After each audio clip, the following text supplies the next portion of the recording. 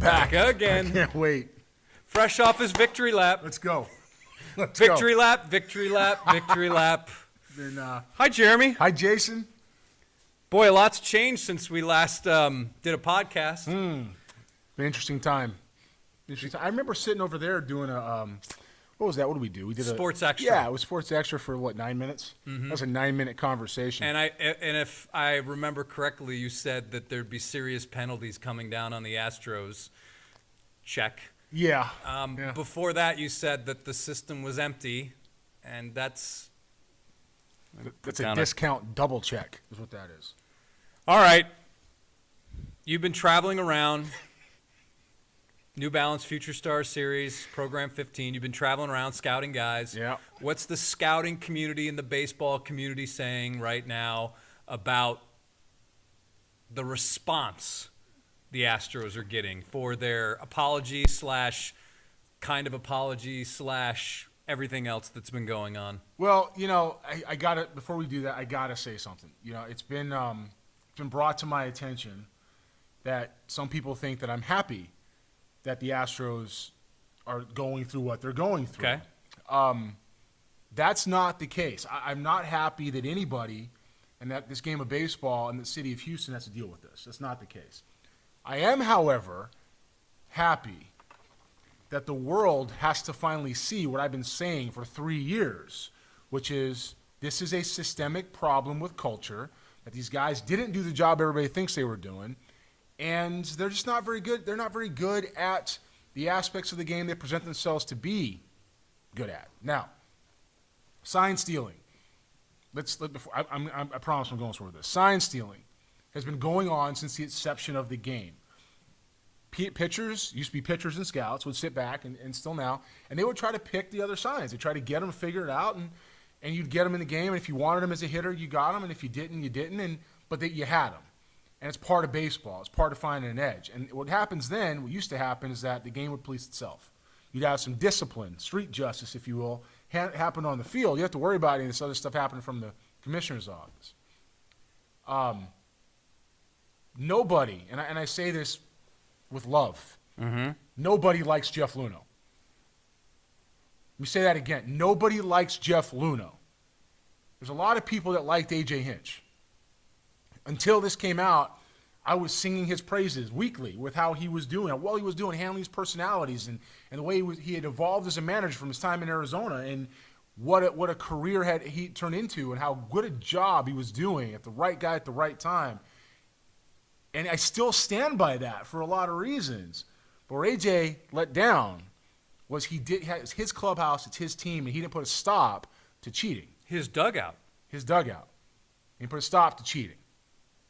So the focus here isn't even for me on the players. The focus for me is on Jeff Luhnow and the culture that he had and the reasons why he did it. So am I happy that the guy's been banished? Absolutely, I'm happy he's been banished. Okay, I'm not happy that the city of Houston has to feel like they're defending themselves because the fans didn't deserve any of this. The fans just showed up to the ballpark every day, waited for a winner for, 50, 60 years, and applauded a very, very good team that, in all honesty, didn't need to cheat. They didn't need to cheat. So the reaction in the baseball community as a whole, and I'm not speaking for anybody in particular, I have to say that, is that the Astros got off light. They got off light. You've got, 2 picks in the next 2 years? Well, the system was empty anyway. Okay? If they had kept going, the drafting wasn't going to miraculously get better by this regime. It wasn't going to happen. So forget it. That's gone. The $5 million fine basically offsets what you have to pay people in the next 2 years. That's also the maximum allowed under MLB's rules. Sure, but if you lose 4 draft picks, what's the value of that in the top of the draft? You don't have the money to pay now. It's gone. It's taken from you. So financially, it's kind of a wash, right? It's kind of a wash. Player-wise, not so much, but it's kind of a wash. But no discipline when it comes to international signings. And the Astros, they've been connected to a Cuban outfielder, $4 million signing bonus. The Astros go heavy on the Cuban players. It's pretty clear that they do that. It doesn't surprise me. But the suspensions of A.J. Hinch and Jeff Luhnow were light. So we talk about this thing being player driven. It was player executed. It was designed by somebody who's still working in this front office right now. That's who did it. That's who brought it up. Jeff Luhnow, I didn't know it was a lower level. Stop. You knew. I don't care if it came out that he didn't know or he did know, or if we had a neon sign saying maybe. Okay? You know what I know is that Jeff Luhnow is such a micromanager. He knew what was going on in every aspect of that organization. The guy was listening to radio shows to find out what people were saying about him. He was reading the press. He had people. That's his personality. It's just what it is.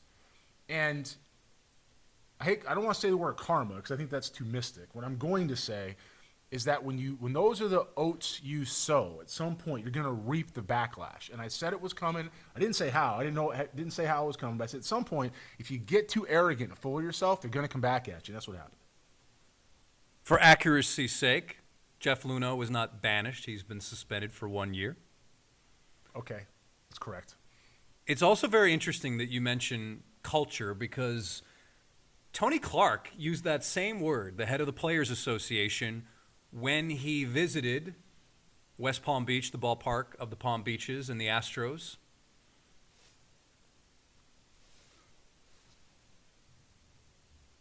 Tony Clark said, "The truth is that technology discussion goes way beyond what is coming out of a replay room. There are things that have happened in our game over the last 5 to 7 years, particularly what's being created by club culture of pushing the envelope on efficiency and quantifiable metrics that are positioning clubs to make certain decisions. This culture that exists against the backdrop of technology is manifesting itself in a way that we need to have a conversation about what our game is and what our game looks like. It's manifesting itself in how player service time is being manipulated.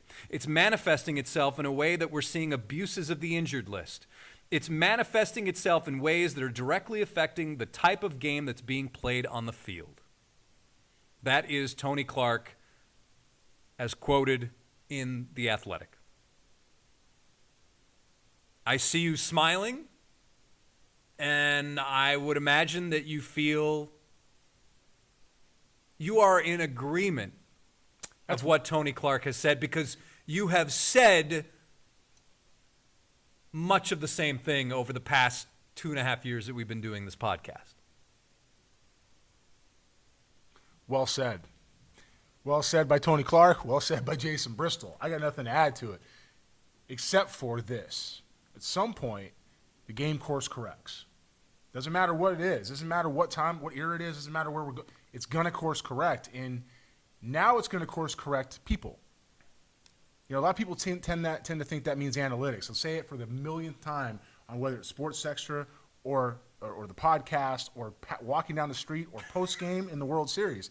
It doesn't mean analytics are stats, people. They're stats. That's all it means. It's a different way of looking at player value, of finding individual effect on a ball club. It's what it does. And analytics aren't going anywhere, and they shouldn't. They shouldn't go anywhere. Progress is progress, but the people executing it right now have a little bit to be desired. I'm not even sure half of them like baseball. I think what they like is being in control. I think they like – I mean, look, I can say it. It's what we're here for. They like power. They like proving their point. There's something that I read the other day, and I don't remember exactly where, but it stuck with me. It was about valuing money over people. And I don't value money over people. You can't give your life to a game like the players do, like the scouts do, like broadcasters and analysts do. There's a lot of people that while in this glamorous baseball grind are gone from their families 200 days a year. And people, that's time you don't get back. Like, you don't get it back. It's gone. It's over. It's done. If you're on the road, when we were in D.C. having a blast with the World Series, guess what? That was a time I couldn't be home. You don't get it back. And it's not – one sacrifice isn't greater than the next. What I will tell you is you can't do that for money. You got to want to do it. You got to want to be next to the person that's competing with you, whether it's winning a World Series championship in the Major League Clubhouse or on the bus leagues in Pulaski, West Virginia. It doesn't matter. Virginia. Sure it's not West Virginia? No, it's Virginia. Okay. I trust. I used to live in West Virginia. Did you? Yeah, I used to scout West Virginia. yeah. But Pulaski, Virginia. Okay, Pulaski, Virginia. That's my point. Of the Braves. I think they had the Mariners, too, at one point. Well, They might you know still what? have I them. should know that. They had the Mariners. My fault. My fault. Anyways. You have to love this. You have to love the people you're around. You know, logos change. Logos change, and the game doesn't really need anybody. And we make a lot of mistakes sometimes thinking that baseball needs people. It doesn't. The game was around before any of us were here. It'll be around long after we're gone. It doesn't need one person in the game, not one person playing, scouting, coaching, or even leading as the commissioner. It doesn't need you. So, when people fall on their face is when they make the mistake thinking they're better than the game and better than the people in it. And that's what happened here. So I'm going to give the players a reprieve. And this is how I'm going to do it. It's not all the way. It's not all the way. Okay? I'm willing to go ahead and buy into what the management should have told them. I'll give you that. They should have told them. And management come up with it. Absolutely. 100%. But at some point, you know what you're doing is wrong. And so now you got to take your medicine, whatever that may be. And calling out, and I use this word on Twitter, and I like it, so I'm going to say it again. Calling out for police protection from the commissioner's office because you don't want to get drilled in the ribs, man up. Wear it. You knew what you were doing. And there isn't a pitcher out there, a team out there that's going to hit you in a spot where it's going to hurt their ball club. There's plenty of games and plenty of situations where somebody can throw a fastball at your ankle. No one's going to throw it at your head. Stop it. It's not going to happen. But if you think you're going to be able to go ahead and win a World Series while cheating during that World Series, and someone's not going to be mad at you, how many careers are affected? How many contract extensions came from that? How many guys grew up in the big leagues learning how to hit? I know. Let's look at Alex Bregman in 2017, just him. And when he started to really swing the bat well in the big leagues. Not taking anything away from the guy's ability. But there's something about that confidence level. If somebody tells you what's coming constantly, and you're able to figure that out in your rookie year in the big leagues, what kind of confidence, what kind of vision does that give you on pitches later on down the line? And how much money did Alex Bregman get? I'm not saying he's not worth the contract. I'm talking to you about process and how that develops. So, do I think a lawsuit against the Astros is a little bit much? Yeah, I do. I think it's a little bit much. Do I think that we're going overboard with some of the overkill? Yeah. But do I think they deserve it? Yeah, I do. They deserve every ounce of it. Now, again, the fans don't deserve that. So the baseball community, tying back to Jeff Luhnow, tying back to what Tony Clark says, it's time for a reckoning. I believe that's from Tombstone. It's time for a reckoning. It's time to course correct. So it's going to happen now, and I'm glad that what happened in Houston happened for that reason alone. It's time to take the game back a little bit. It's very interesting when you look at Bregman's splits. Bregman, in the months of April and March of 2017, he batted .250 with an OPS of .650. But if you look, he had 18 strikeouts and 9 walks. Month of May, 5 walks, 21 strikeouts, and an OPS of .838. Hit a little bit better, .276. The month of June, he hit .215, but his walks all of a sudden jumped from 14 walks and 11 strikeouts in the month of June. And then the month of July, 11 walks, 12 strikeouts, and hits .329 with an OPS of over 1,000. September and October, or August, 9 walks, 15 strikeouts, an OPS of .979. So it is quite interesting when you look at his splits. Right around June is when the plate discipline, or maybe not swinging at a lot of bad pitches, maybe that starts to take a turn. And when did when did Code Breaker, let's call it what it is, when did Code Breaker enter the fray? I don't know off the top of my head. I want to say, and I'm going to look it up. From what I understand, it took a little while for them to figure out the best way to put this system to use in game situations. June. And again, no one's doubting Alex Bregman's ability. But if you don't think that changed his career and changed everybody else's career along with it that he ran across, guess again, it just did. It just did. I saw a stat, Clayton Kershaw in the World Series threw, 51? Tom Verducci had that. 51 breaking balls in the World Series. Zero swings and misses. Not one from a Cy Young Award winner. How much beating did Clayton Kershaw take for how we cannot be able to perform in the postseason? Well, yeah, you know what's coming. It's live BP. So, look, Astros fans, the best thing that they can do right now is go ahead and support their team. You got to support your team. It's realize that you had nothing to do with it and that you guys are the ones that ultimately are defrauded of this thing. And that this isn't going to go away. It's not going to go away anytime soon. It's not going to, it's not going to be something that people sweep under the rug. It's not going to be like, okay, yeah, let's move on. The Astros, they're 2017 champions. They're not. And then, since then, the way they've handled this with their press conferences and their media approach and some of the comments, whether it's a misspeak or not, and I do believe Jim Crane misspoke when he said, we don't believe it impacted the game. And then turned around and said, that's not what I said. I don't think he meant that, but he still said it. You've got people who are going to come in here because of the pure arrogance. Maybe the most hated player in baseball is the same guy we just talked about, and that's Alex Bregman, who are going to come gunning for you and support your team. But let's not pretend like what the team did is okay, and just deal with it and get on and keep your heads up because it had nothing to do with you. It was interesting to hear Bregman in the clubhouse on the first day of the entire team being there, which was the 17th, and basically saying that he had thought a lot about basically his place in the game, how he grew up wanting to play Major League Baseball, and how now he is determined to play hard, win for his teammates. And he also dropped this little line, play the game the right way. Interesting. So we're not going to stare in the camera anymore when we hit a home run? So we're not going to carry the bat around first base? We're not going to sit on a podium after hitting home run when they say, hey, what pitch are you looking for? I don't know. Maybe that pitch right there? We're not going to do that?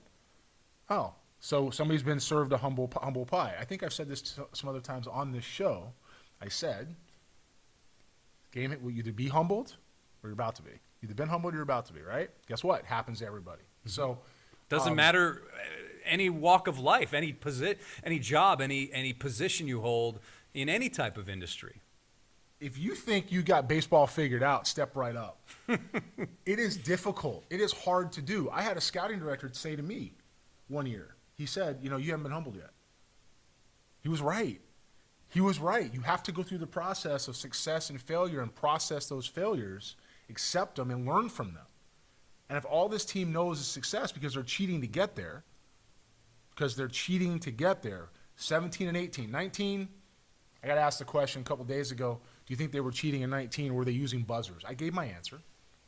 Okay? And it was? Oh, my answer was no to the buzzers. Only because I've used Bluetooth technology. Yeah, I don't know how we've discussed that inside this building, and we don't know how it could be reliable enough because of what you were just talking about.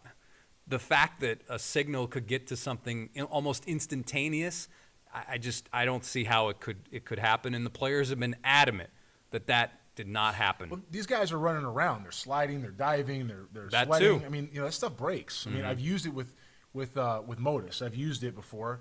We're testing different metrics and athletic movements, and you do something the wrong way, and the stuff breaks. Yeah. So I don't see that one happening. What I do see happening, is the whistling. I see players taking control of things on the field, stuff like that. And I see the arrogance in A.J. Hinch denying all of that, which is really that poster child for why people still think it's 2019. I can't tell you they did it in 2019 or not. I can tell you this, and I'll say this for the entire baseball world to hear, and I won't get a disagreement anywhere. They didn't have to do it. They were a good enough team. They didn't have to do it. And that's what makes it so bad, is that it wasn't like this is a fourth-place club who's overachieving. This is a team that's loaded with superstars. They didn't have to do it. So it's not over. It's over from the standpoint of what Houston would like it to be, but it ain't over. It's going to go. This story's going to be told for the rest of baseball existence. It's not going to go away.